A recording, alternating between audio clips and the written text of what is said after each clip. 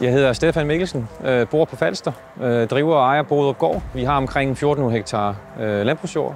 Vi har forskellige kornarter, og så har vi 4-5 forskellige græsfrøarter. Og det er nok også det, hvor vores hovedvægt ligger på. Det er nok frøet. Og jeg har 2 99'er selv, som vi har her på ejendommen. Og det er nok også derfor, at jeg har fået en mulighed for at teste en ny model, årgang 24. Den nye maskine har vi cirka haft fra sæsonstart her i juli måned, og har kørt samtlige græsfrøarter med den, og har kørt alt kornet. Så vi har dannet os et rigtig godt overblik over, hvad maskinen kan. Nye CR har vi oplevet som utrolig kapacitetstung. Altså den har virkelig kunne høste noget, den har til fulde indfriet vores forventninger til den, og også lidt til. Den nye model fra årgang 24, som kommer nu her, og min egen 99'er, forskellen på dem er helt klart, at IntelliSensen styrer kapaciteten på maskinen. Og vi kan se, at når de kører sammen, begge to, jamen så ryger der mere korn op i tanken på 99'eren i timen, end der gør på den ældre model, jeg har. Og det er i år med de få høstdage, vi har, er det en helt klar fordel. IntelliSensen fungerer på den måde, at chaufføren opsætter nogle parametre for, hvad han vil acceptere af spild.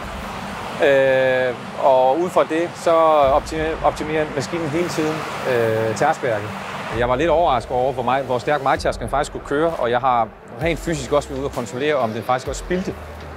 Fordi det ser lidt sjovt ud, når den kører fra den gamle majtærsker, og man må bare sige, at der var ikke noget spild under den. Den nye kabine, der er kommet på den nye model, er virkelig et løft fremadrettet, fordi at den farve, der er kommet inden, gør faktisk, at der er ikke så meget genskin bagfra, så man har faktisk et bedre overblik ud over skærbord, hvad der sker.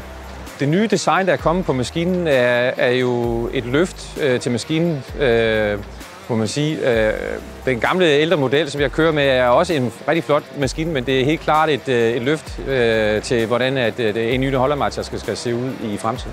Med hensyn til den nye maskine, som vi tester, har vi fået lov til at prøve et McDon-skærbord. Og normalt kører jeg med Vari-feed, og også fuldt ud tilfreds med det, men jeg må sige, at McDon giver et helt klart løft til den nye maskine. Jeg har også prøvet andre fabrikanter førhen, og de har ikke kunnet tilfredsstille mig på samme måde, som at McDon gør. Det gør jo netop det der, at du får det der stabile indlæg til majtærskeren, optimale tærsken hele tiden, en stuphøjde.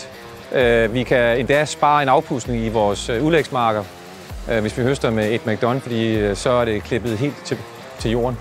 Så det er nok det, der gør også, at IntelliSensen rigtig kommer til sin ret, fordi det netop får materialet jævnt ind.